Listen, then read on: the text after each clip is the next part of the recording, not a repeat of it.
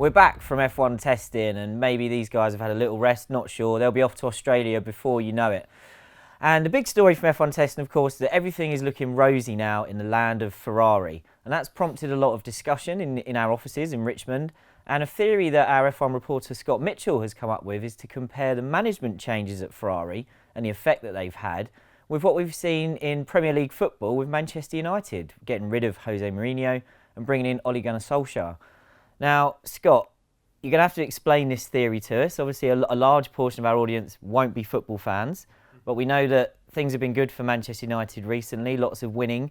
Ferrari, I guess, will be hoping that your comparison is true and that they'll have an upturn in form as well. But there are some differences here because Mattia Binotto is the new team boss and he's not installed as what we call a caretaker manager in football. He's got the job full time and he's got to make a difference. So what have you seen from Ferrari so far that led you to make the comparison? Well, I think there are a few elements to it, but fundamentally you've got, on both sides, you've got effectively a fallen giant of sorts, an organisation that's trying to sort of get back to the glory days of the past. They've had a previous person in charge who was divisive with his staff, was divisive with the stars that he's trying to get the most out of, divisive with the media as well.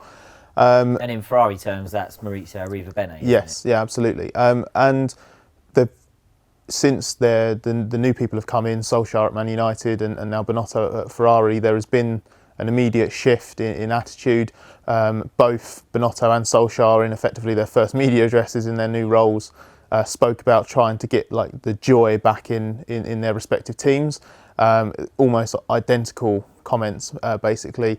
And it's basically been for Manchester United and for Ferrari as well in pre-season testing. We've seen like some early easy wins. Basically, with United, the change came at a time when the fixtures turned and everything was looking quite good. So nice way to bed Ole Gunnar Solskjaer in, and that sort of then it becomes a cycle because everyone's enjoying themselves more because they're winning, and then they're happier, so they start playing better, so they keep winning, and it's all of this. And with Ferrari, it's very similar. Out goes Arrivabene, in comes a new person, new season, everything's looking good with the new car. Pre-season testing starts, everything looks really good with the new car, and it just sort of feeds itself. And the main thing across the two is also that neither of them have actually really done anything. So on the United side, Solskjaer's come in, it's mid-season, he's not built the team around himself. There's very limited amount that you can do straight away, but immediately we saw a change in results. They started winning and scoring goals left, right and centre. And that's because he's not the old person. There's a massive change in just not being the sort of cause of this poisonous atmosphere before. And Binotto has the same at Ferrari. He said, it's the same team as last year. I've not done anything to change it. But just by not being the person who was there before, we've already seen a massive change at Ferrari as well. Ed, these are major organisations now. We're not talking about the days when a football team was 11 players and maybe a spare goalie, or the days when a Formula One team was a couple of drivers and sort of 8 mechanics going out. How important is what happens at management level in these massive structures now, and how much of an influence can that really have a major Formula One team like Ferrari? Well, those at the top don't make the car, they don't do the day-to-day work, but they do set the tone. And I think the culture of a team is really important. What Scott was talking about there was that what Solskjaer's done at Man United and what Binotto's done at Ferrari is create a much more engaged culture where it's not about blaming people, where people are happy to be there, and it's more about being constructive and doing the job rather than being worried about the negatives that Arrivabene seem to bring with him.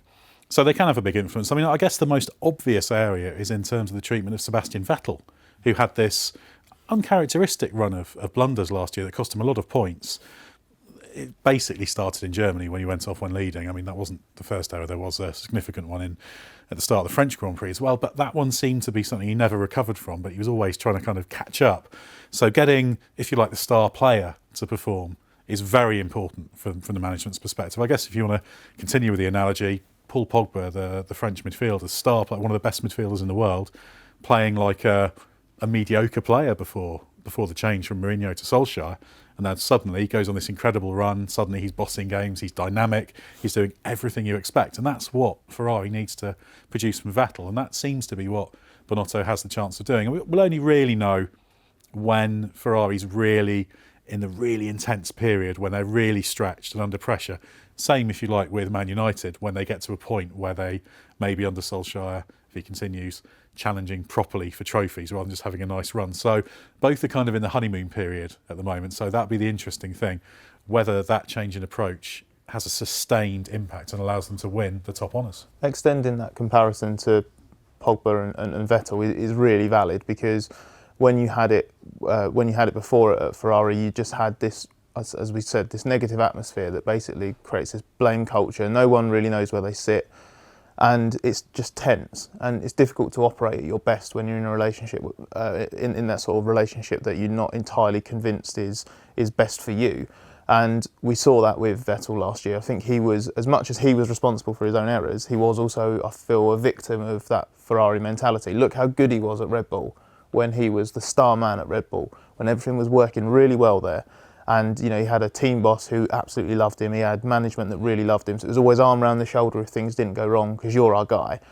He never got really in trouble, did he, if he upset Mark Webber, for example? Exactly. And at Ferrari, while he was obviously number one at Ferrari because his teammate was Kimi Raikkonen and Vettel was your guide to the championship there, never really felt like him and Maurizio Arrivabene were sort of two peas in the same pod, so to speak. But with Binotto, he's come in and said, OK, Vettel is our number one, and while we're expecting big things from Charles Leclerc, he's young and experienced, and Vettel's got to be the guy that goes for the championship.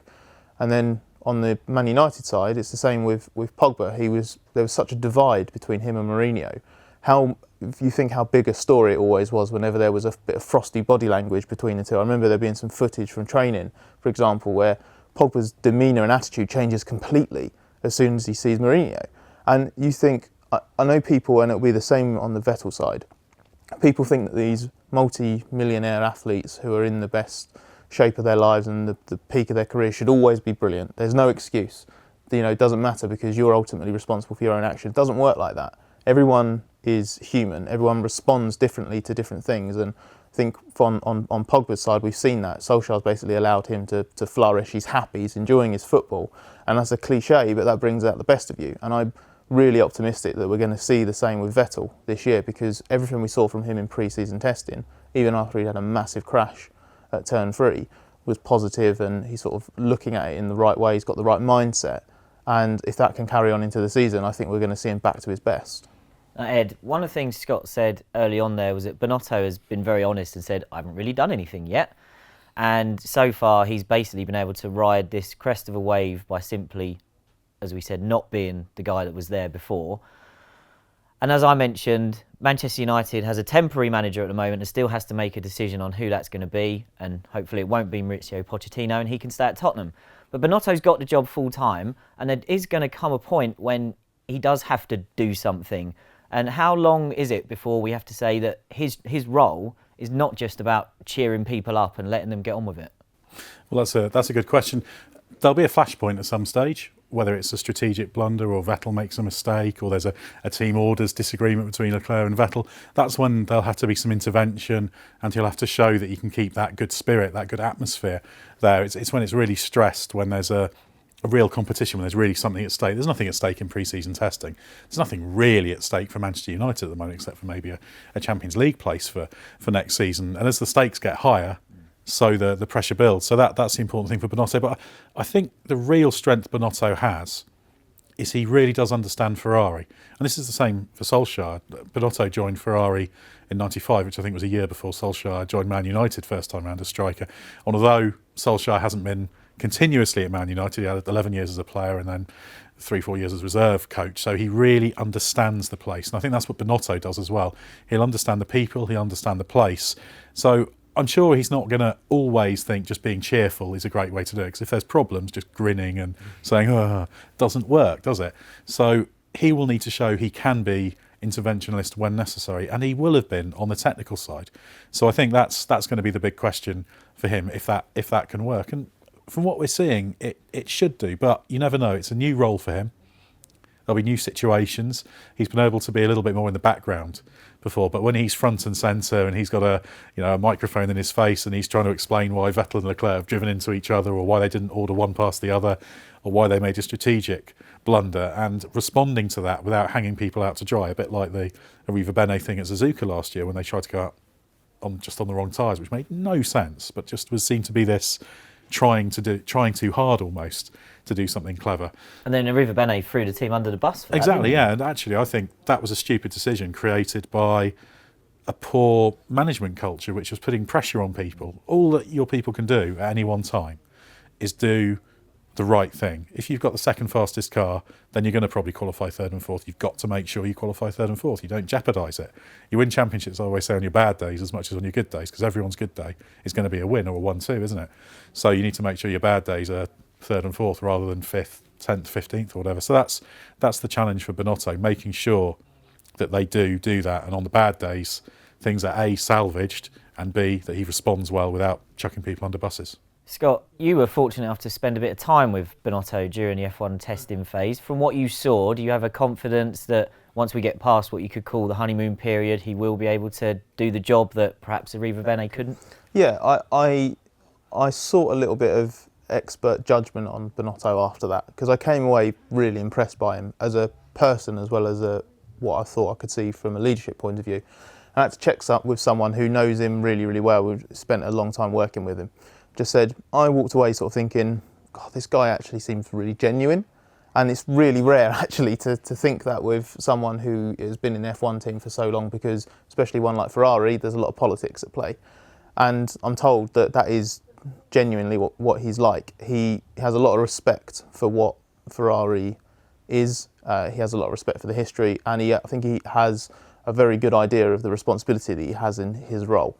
And one of the things that he's talked about is basically making sure that he puts the right people in the right places and just has the trust to let everyone else do their job well.